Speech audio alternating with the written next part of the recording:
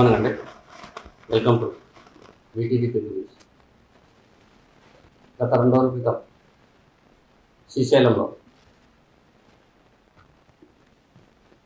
TDP MLA Budda Rajasekhara Reddy, Janasena నాయకుడు అశోక్ ఇరువురు కలిసి ఫారెస్ట్ సిబ్బందిపై దాడి చేసిన విషయం సంచలనంగా మారిన విషయం అందరికీ తెలిసింది.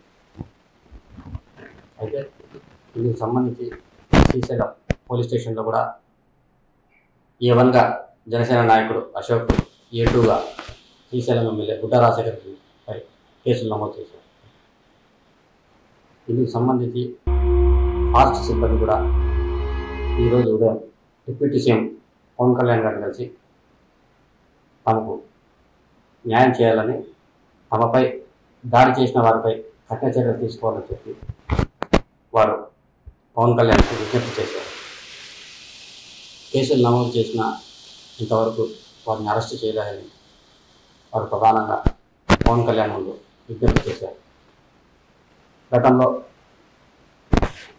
కడపలో ఒక సంఘటనకు సంబంధించి వైసీపీకి చెందిన ఓ అధికార పార్టీ నాయకుడు ఓ ఎన్డీఓపై దాడి చేస్తే